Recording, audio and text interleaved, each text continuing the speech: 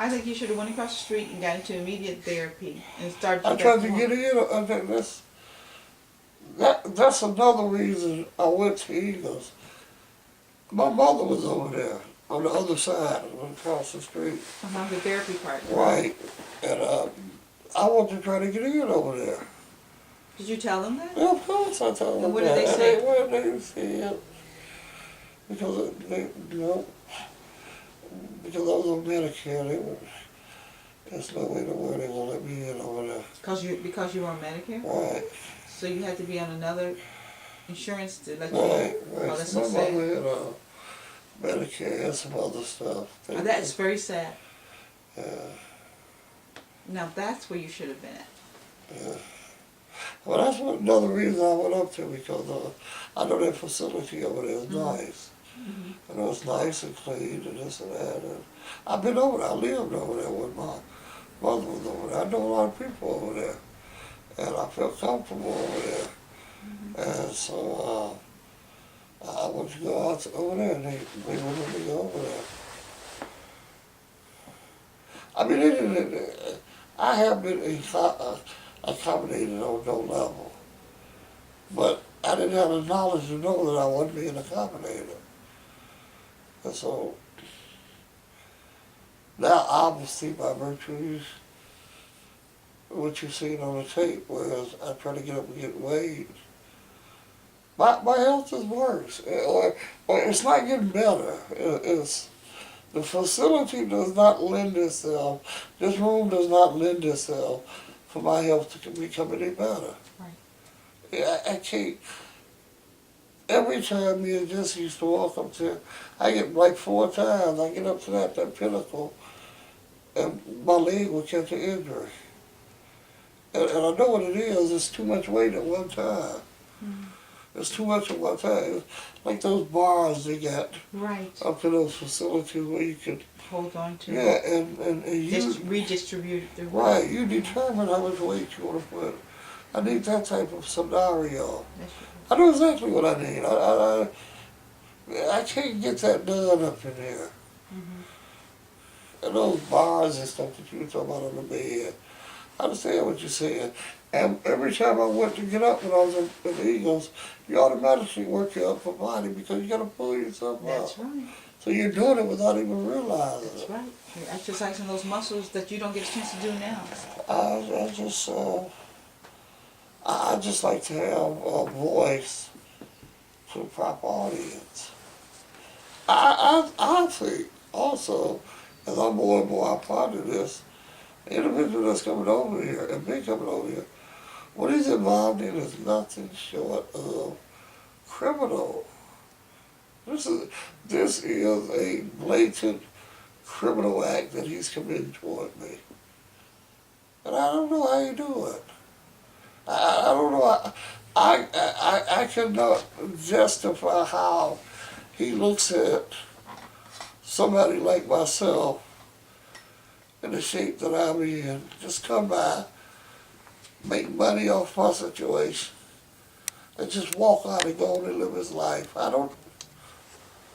mean, you gotta be a monster, man. How do you do it, man? And you know the guy on the brink of dying. You don't have to die. It's ridiculous, man. So, I gotta do what I always did. I gotta try to help myself, man. Okay. You give me a number, and you give me that number tomorrow. I will call them and start inquiring. Then I'll give a call. After I call them, and ask why has it not been done, and I'll record the conversation too.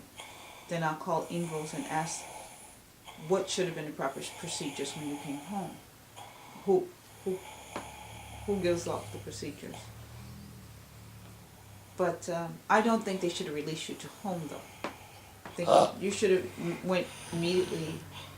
They wouldn't let me go. You should have went immediately into therapy.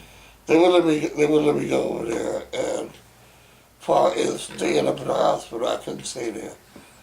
I couldn't stay there another night in that bed. Well, what you Well, of course, this is hindsight. But what you should have did while you were there is contacted. You asked for the chaplain. You asked for somebody else who can have a voice for you, to speak for you, and ask why can't you have a better bed? But it was safer for you to stay up there. But of course, you wanted a better bed. They should have given you a better bed. Now, you know one thing my mother taught me? Mm-hmm. Oh, they'll kill you in the hospital. Mm-hmm.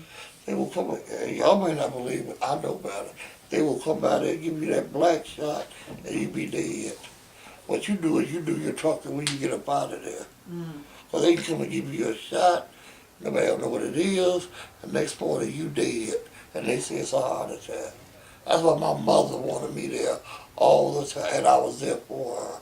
You don't say nothing to them. You don't get to, I mean, you can only say so much when people taking care of you. Right. You can only say so much if you're wise. Mm-hmm. I cussed my way out of there. I screamed, hollered, and cussed to get my way out of there. Cause the way I figured, they were just if I didn't get out of there, they were messing me up. Mm-hmm. And I was kind of losing it a little bit up here too.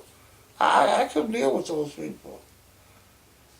You're talking about against the people that represent you and talk for you and say, I marveled at the fact that somebody can be so indifferent. I marveled at the fact that you got this compilation of monstrous human beings because it wouldn't take a genius to figure out this man in pain. This man in pain. I'm up in there moaning and crying and begging every night. Every day I'm begging them. I marveled that not even a janitor would try to help me. Oh, my way was trying to climb out a window from up there. All that other stuff that you're talking about, I do it when I get home. Far as I'm concerned, the priest was paid off too. The priest was paid off too, Doc.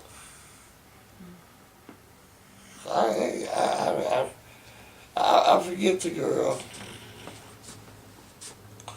And of course, I'm a Christian. I don't believe in I don't believe in euthanasia. But the girls at the United States Congress, White House, etc., assessed they is no longer worthy to live. I forget her name. It was a big thing a while back. And they went there and they stopped feeding her. And the priest said, he went up in there and he and the girls that, he said while he was up in there, they gave flowers some water. Here they feeding this flower water, but if they had gave that human being some water, you could be incarcerated. Well, if I had been a priest, I would have had a moral dilemma. Would I go to jail and get this girl some water or abide by the law of the land? It should not have been a dilemma. Get a girl some water. So, I'm among foreigners myself. I don't understand this orientation. I don't understand, especially people in an environment that advocate being concerned about people and benevolent and philanthropic and Hippocratic oath and all this other stuff that nobody abides by. It just shocks me. It shocks me. That at the same time, these can be the same people that are the biggest thieves and robbers and crooks and den of thieves that you can be involved with. It's sad. It is sad to me, man. So I really sit up and marveled and I'm used to playing with, I'm used to the guys out here acting like that. and you roll with the punches. You already know what you're gonna get. When I go down the street, I already know. I know the gang members. I know the drug dealers. And stuff. You already know what you're gonna get with them.